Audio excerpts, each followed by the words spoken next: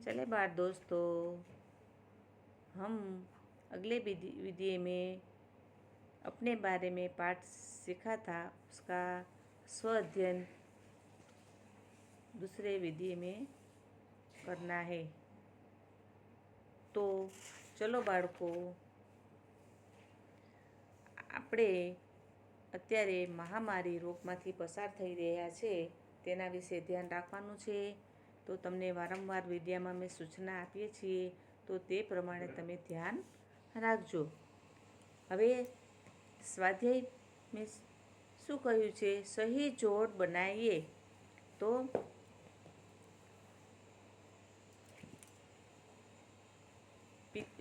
અ અને બ। તો અમાં શું લખ્યું છે? પિતા। તો પિતાની સામે શું આવશે? માતા। ભાઈ, તો એની સામે શું આવશે? ભાભી। પછી ચાચા, તો ચાચાની સામે શું આવશે? ચાચી। પછી મામા, તો એની સામે શું આવશે? મામી।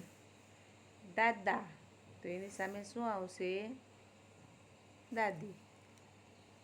इस प्रकार जोड़ी बनानी है।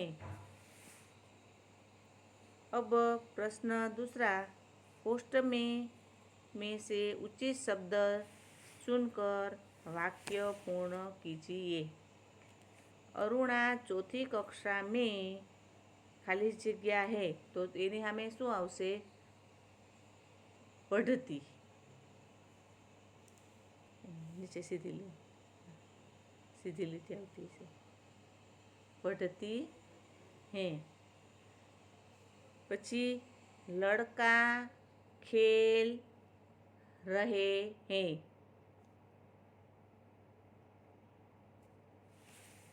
पछी मैं माता पिता का आदर करता हूँ।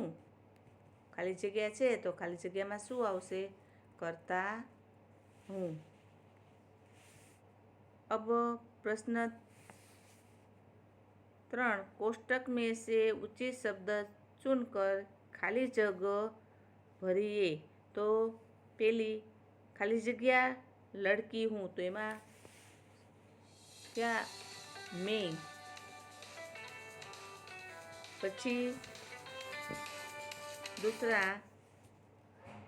खाली जग्या पिता किसान है, तो एमा शू आवशे? मेरे।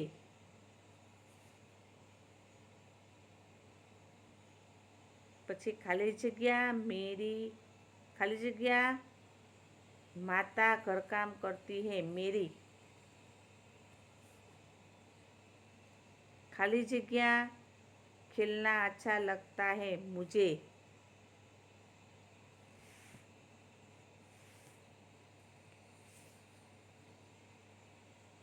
प्रश्न चौथो, अपनी सखी या अपने दोस्तों का परिचय लिखिए।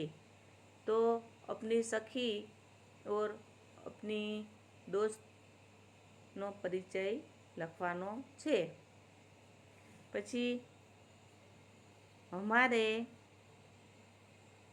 रिश्ते नाते, तो पिता के पिता को क्या कहते? दादा। पिता की माता को दादी। पिता के छोटे भाइयों को चाचा। पिता की बहन को बुआ। माता के पिता, तो उसको क्या कहते हैं? नाना। माता की माता, तो उसको क्या कहते हैं? नानी। माता का भाई, तो उसे क्या कहते हैं? मामा। माता की बहन, तो उसे क्या कहते हैं? मौसी। इस प्रकार हमें पाठ के स्वाध्याय को पढ़ना है और सीखना है।